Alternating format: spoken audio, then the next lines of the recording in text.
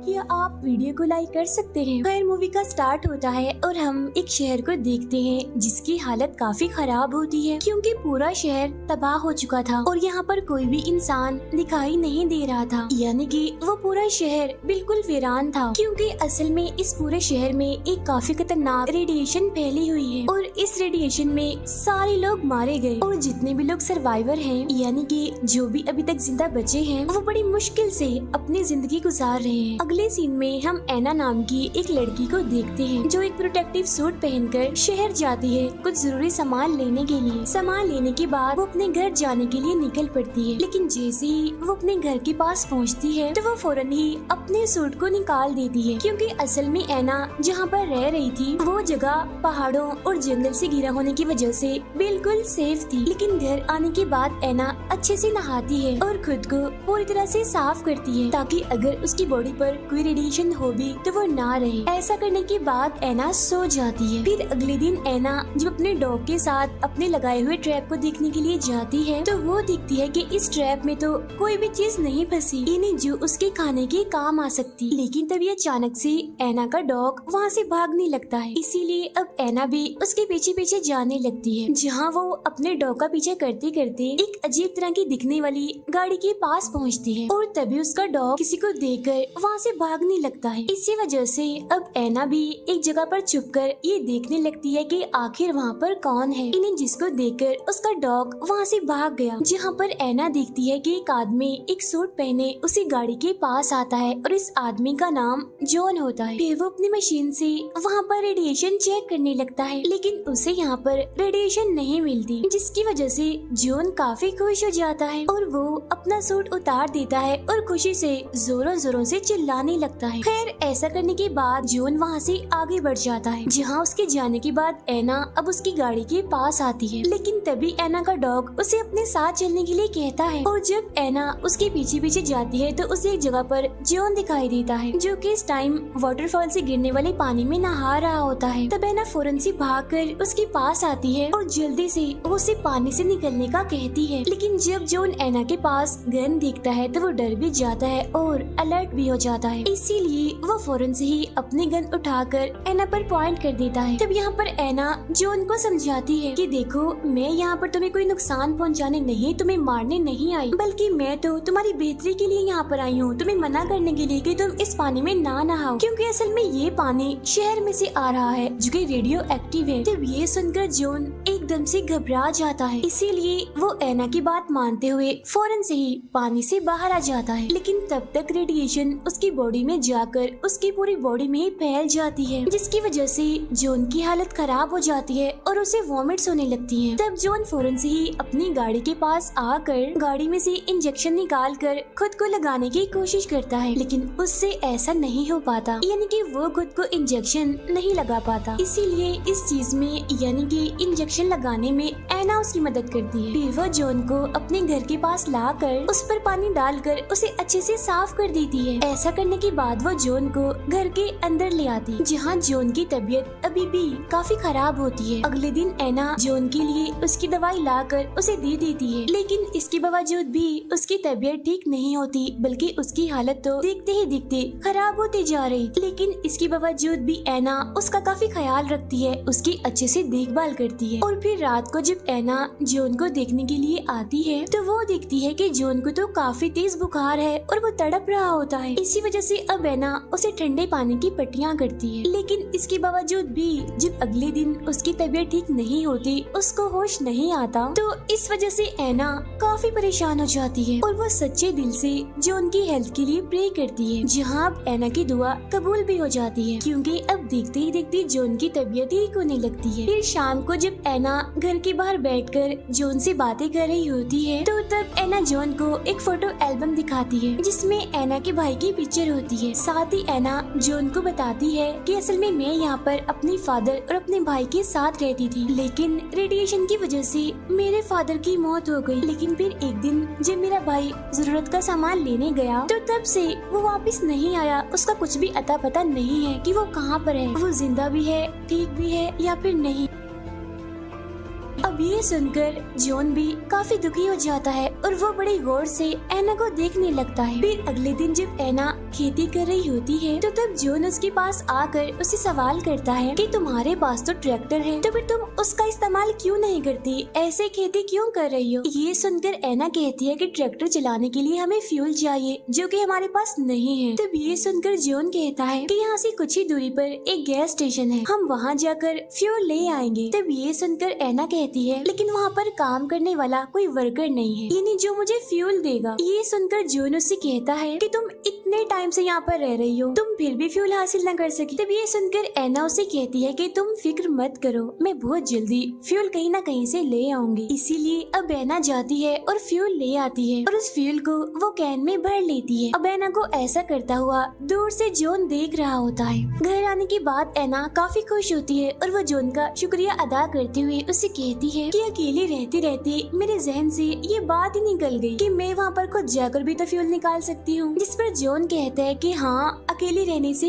ऐसा ही फील होता है हमें, क्योंकि मैं भी पिछले काफी टाइम से एक बंकर में रहा करता था। मैं भी वहाँ तुम्हारी तरह बिल्कुल अकेला रहा करता था, जहाँ मुझे ऐसा लगता था कि मेरी जिंदगी तो गुजर ही नहीं रही, एक जगह पर ठहर गई हो जैसे। असल में मैं एक इंजीनियर हूँ, इसीलिए तब मैंने ये बात सोच ली कि चाहे मैं मर ही क्यों ना जाऊँ, लेकिन मैं बंकर से बाहर जाकर रहूंगा, आजादी की जिंदगी गुजारूंगा। इसीलिए मैंने खुद ही अपने लिए वो अजीब सी गाड़ी बनाई और वो सूट बनाया बाहर निकलने के लिए। अगले दिन हम एना को देखते हैं जो कि मछली पकड़ रही होती है, जहाँ वो एक मछली को पकड़ भी लेती है, जिसे बाद में पकाकर वो जॉन के साथ खाती है और एंजॉय करती है। जहाँ पर एना जॉन को बताती है कि पहले मेरे पास जनरेटर था लेकिन अब तो वो चलता नहीं, वो तो कब का खराब हो गया। तब ये सुनकर फौरन जॉन उस जनरेटर को चेक करने के लिए जाता है, जहाँ वो उसे ठीक करने की कोशिश भी करता है लेकिन वो नाकामयाब रहता है, उससे जनरेटर ठीक नहीं होता। इसीलिए अब वो एना के साथ वाटरफॉल के पास आता है, जहाँ उसके दिमाग में एक आइडिया आता है और वो एना से कहता है कि हमें लकड़ियों का एक व्हील बनाना होगा, एक काफी बड़ा व्हील, जिससे जैसे इस वाटरफॉल का पानी उस पे गिरेगा तो वैसे ही वो व्हील घूमने लगेगा, जिससे होगा ये कि जनरेटर ऑन हो जाएगा। जो उनका ये आइडिया एना को भी काफी पसंद आता है और वो काफी खुश हो जाती है। इसीलिए अब ये दोनों घर आकर लकड़ियों का बंदोबस्त करने का सोचने लगते हैं। यहाँ जॉन एना से कहता है कि हम चर्च को तोड़कर इसकी लकड़ियों से एक काफी बड़ा व्हील बना सकते हैं जितना कि हम चाहते हैं, लेकिन एना उसे ऐसा करने के लिए मना कर देती है, क्योंकि जब वो अकेली थी, यानी जब उसका अकेलापन था, तब उसका सहारा सिर्फ और सिर्फ ये एक चर्च ही था। तब यहाँ पर जॉन एना को समझाता है और कहता है कि अगर तुम दिल से प्रे करोगी तो तब तो तुम्हें चर्च जाने की जरूरत भी नहीं पड़ेगी। लेकिन इसके बावजूद भी अब एना को बुरा ना लगे तो इसीलिए वो जनरेटर को ठीक करने के बारे में सोचना बंद कर देता है, जहाँ बाद में एना चली जाती है खेती करने के लिए। अब जॉन एक वीरान पड़ी हुई सुपरमार्केट में आ जाता है, जहाँ पर उसे शराब की कुछ बॉटल्स मिलती हैं, जिनको जॉन वहीं पर ही बैठकर पीने लगता है। और जब एना वहाँ पर आती है तो तब जॉन उसको देखकर ज्यादा ड्रिंक करने लगता है और बहुत ज्यादा नशे में हो जाता है। इसीलिए एना जैसे तैसे करके जॉन को घर ले आती है, जहाँ जॉन एना पर काफी चिल्लाने भी लगता है, जिस वजह से एना उदास होकर नाराज होकर वहाँ से चली जाती है। फिर अगली सुबह जॉन एना के लिए नाश्ता लेकर आता है और पिछली रात जिसने एना के साथ मिसबिहेव किया होता है वो उसके लिए भी एना से माफी मांगता है। तब उसकी माफी सुनकर एना कहती है कि इट्स ओके, मैं नाराज नहीं हूँ, रिलैक्स हो जाओ। अब हम रात का सीन देखते हैं, जहाँ पर वो दोनों कैंडल लाइट डिनर कर रहे होते हैं, जहाँ एना एकदम से बहुत ज्यादा शराब पीने लगती है। हालांकि जॉन उसे इतनी शराब पीने से मना करता है, लेकिन इसके बावजूद भी वो जॉन की एक नहीं सुनती और बहुत ज्यादा शराब पी लेती है, जहाँ बहुत ज्यादा ड्रंक होने की, नशे में होने की वजह से वो अपने होश भी खो देती है। उसको कुछ भी पता नहीं चलता कि वो क्या कह रही है, क्या कर रही है। इसीलिए वो नशे में ही जॉन को शादी के लिए प्रपोज करने लगती है, लेकिन जॉन उसको शादी के लिए फिलहाल मना करते हुए कहता है कि अभी हमारे पास और भी बहुत सारी परेशानियां हैं, इसीलिए हम शादी करने के बारे में बाद में सोचेंगे। जिस पर एना मान भी जाती है। फिर अगले दिन एना जब अपने डॉग के साथ जंगल में होती है, तभी उसका डॉग उसके पास से भागकर एक आदमी के पास आकर रुक जाता है। यहाँ पर हमें इस आदमी का नाम भी पता चलता है। इसका नाम कैलब होता है, जो दिखने में ठीक नहीं लग रहा था। इनके उसकी तबीयत खराब लग रही थी और वो मदद में ऐना से पीने के लिए पानी मांगता है। इसीलिए ऐना उसकी मदद करने के लिए उसे पानी देने के लिए अपने घर के पास लाती है। तब उसे देखकर जॉन कैलब पर गन पॉइंट कर देता है। तब ऐना उसे समझाती हुई कहती है कि रुक जाओ, तुम इसको शूट मत करना, ये हमसे कुछ नहीं चाहता, इसको बस पानी चाहिए। इसीलिए अब ऐना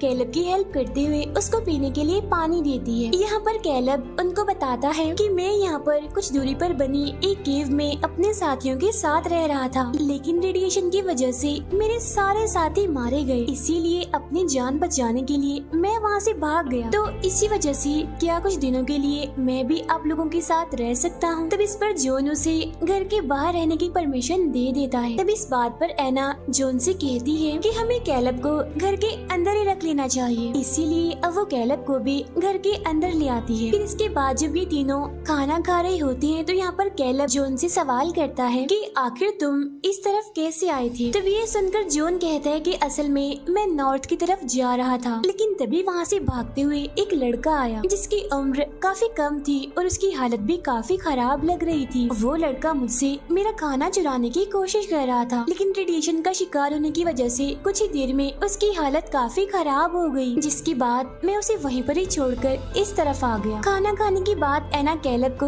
उसका रूम दिखाती है। तब ये देखकर जॉन ऐना को समझाता है कि तुम क्या कर रही हो, अभी तुम उसके बारे में कुछ भी नहीं जानती, इसी वजह से तुम्हारे लिए ये बेहतर होगा कि तुम उससे दूर ही रहो। तब ये सुनकर ऐना कहती है जॉन ये तुम क्या कर रही हो, तुम मुझ पर शक कर रही हो, और हाँ अब तुम मुझे ये बताओ कि तुमने मुझे उस लड़के के बारे में क्यों नहीं बताया पहले, इन्हीं जो रेडिएशन से इन्फेक्टेड था, जिसको तुम अकेला छोड़कर यहाँ तक आ गए। ये सुनकर जॉन कहता है कि ऐना मैं तुम्हें बताना चाहता था, लेकिन मेरी हिम्मत ही नहीं हुई तुम्हें कुछ बताने की, क्योंकि वो जो बात है शायद उसको तुम सुन नहीं पाती। ये सुनकर ऐना उदास होते हुए कहती है मैंने तो अपने फादर को खो दिया और साथ ही मेरा भाई भी गायब हो गया, तो इसीलिए फैमिली को खो देने की वजह से मुझ में अब बहुत हिम्मत आ चुकी है, मैं सुन लेती। तब उसकी ये बात सुनकर जॉन उसे सब कुछ बता ही देता है कि वो लड़का असल में कोई और नहीं बल्कि तुम्हारा भाई ही था, जिसको मैंने शूट करके मार दिया। तब ये जानकर ऐना एकदम से काफी दुखी हो जाती है और रोने लगती है। तब ये देखकर जॉन उससे माफी मांगता है, जहाँ इस बार भी ऐना बेचारी उसको माफ कर देती है। अगले दिन जॉन कैलब के साथ जंगल में जाता है शिकार करने के लिए, जहाँ वो लोग एक ऑस्ट्रिच का शिकार करके उसे घर ले आते हैं, जहाँ रात में वो उस ऑस्ट्रिच को पकाकर डिनर करते हैं और यहाँ फिर से वो दोबारा उसी व्हील को बनाने की बातें करने लगते हैं। तब यहाँ पर कैलब जॉन से कहता है कि व्हील बनाने के लिए हम चर्च को नहीं तोड़ सकते और न ही हमें ऐसा करना चाहिए, क्योंकि प्रे करने के लिए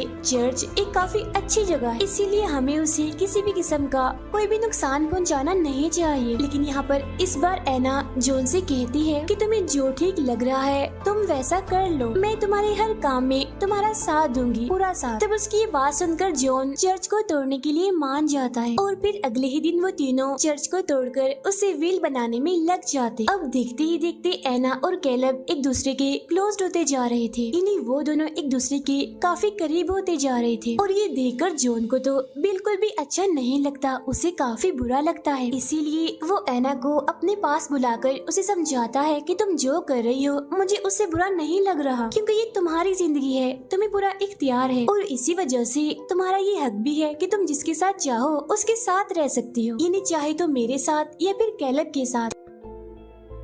तब ये सुनकर ऐना कहती है कि जॉन तुम गलत सोच रही हो, ऐसा कुछ भी नहीं है। इतना कहने के बाद ऐना रोते हुए वहाँ से चली जाती है। अगले दिन हम देखते हैं कि उनका आधा व्हील बनकर तैयार हो जाता है, इसीलिए इस चीज की खुशी में रात को वो सभी कैंडल लाइट डिनर करते हैं, जहाँ फिर वो तीनों एंजॉय करने के लिए तालाब के पास आ जाते हैं, जहाँ वो तीनों तालाब में जाकर एक गेम खेलते हैं, जिसमें कैलब एक बोतल को पानी के नीचे फेंक देता है, जहाँ अब वो दोनों इनके ऐना और जॉन बारी बारी उस बोतल को ढूंढेंगे। इसीलिए अब पहले उस बोतल को ढूंढने के लिए जाता है जॉन, लेकिन उसे वो बोतल वहाँ पर नहीं मिलती। जिसके बाद अब एना जाती है बोतल को ढूंढने के लिए, जहाँ थोड़ी ही देर में एना पानी से बाहर आकर कहती है कि मुझे बोतल मिल गई है, लेकिन वो बोतल मेरे हाथ में नहीं लगी, बल्कि वो मेरे हाथ से छूट गई। लेकिन एना की इस बात पर कैलब को बिल्कुल भी यकीन नहीं होता, इसीलिए वो बोतल को चेक करने के लिए एना के साथ पानी में नीचे जाता है। तब ये देखकर भी फिर से जॉन को बुरा लगता है। इसीलिए जब वो दोनों पानी से बाहर आते हैं तो जॉन एना से कहता है कि अब मैं तैयार हूँ शादी करने के लिए, अब हमें शादी कर लेनी चाहिए। इसीलिए अब वो दोनों डिस्कशन करने के लिए रूम में जाते हैं, लेकिन शराब पीने की वजह से जॉन इतना ड्रंक हो जाता है कि वो सो जाता है। तब ये देखकर एना को बिल्कुल भी अच्छा नहीं लगता, इसीलिए वो कैलब के पास जाकर उसके साथ टाइम गुजारती है। इसके बाद हम अगली सुबह का सीन देखते हैं, जहाँ पर एना नाश्ते के टेबल पर बैठी होती है, जहाँ तभी उसके साथ में कैलब आके बैठ जाता है, जिसे देखकर एक बार फिर से जॉन को बुरा लगता है, लेकिन इस बार उसे कुछ गड़बड़ लगती है। लेकिन हम देखते हैं कि एना यहाँ पर नहीं बैठती और वह खुद ही वहाँ से चली जाती है। इसके बाद जॉन और कैलब व्हील बनाने के आखिरी काम को करने के लिए चले जाते हैं, जहाँ रास्ते में जॉन कैलब से कहता है कि तुम्हारे आने से मैं और एना एक दूसरे के काफी करीब आ गए, इसीलिए तुम्हारे आने का बहुत बहुत शुक्रिया। ये सुनकर कैलब हंसते हुए जॉन से कहता है, जॉन तुमसे झूठ बोला नहीं जाता और झूठ बोलते हुए तुम अच्छे नहीं लगते, पकड़े जाते हो। असल में बात तो ये है कि तुम तो ये चाह रहे होगे कि मैं तो यहाँ पर कभी आता ही ना। और अब ये सुनकर जॉन उसकी बात का जवाब नहीं देता। फिर इसके बाद वो दोनों व्हील बनाने के लिए चले जाते हैं और अब जाकर उनका व्हील बनकर पूरी तरह से तैयार हो जाता है और अपनी मेहनत को पूरा होता देखकर वो दोनों ही काफी खुश हो जाते हैं। लेकिन जब कैलब सूट पहनकर रस्सी के सहारे ऊपर आ रहा होता है तो तभी अचानक से उसका पाँव स्लिप हो जाता है, जिस पर जॉन रस्सी पकड़कर उसको बचा लेता है। लेकिन अब जब दूसरी बार कैलब का पाँव फिसलता है तब दोनों यहाँ पर एक दूसरे की आंखों में आंखें डालकर देखते हैं। यहाँ पर कैलब जॉन की आंखों में अपने लिए नफरत देखता है और वो फौरन समझ जाता है कि अब की बार जॉन मुझे नहीं बचाएगा। जिसके बाद ये सीन यहीं पे कट हो जाता है। अब इसके बाद जॉन अकेला ही घर वापस आता है, जहाँ पर एना उसके सामने ये रिवील करती है कि कल रात मुझसे एक काफी बड़ी गलती हो गई। मैं शराब के नशे में होने की वजह से अपने होश में नहीं थी, इसीलिए मैंने कैलब के साथ टाइम स्पेंड किया, तो तुम मुझे माफ कर दो जॉन। तब ये सुनकर जॉन एना से कहता है कि एना कोई बात नहीं, मैंने तुम्हें माफ किया, रिलैक्स हो जाओ। और कैलब तो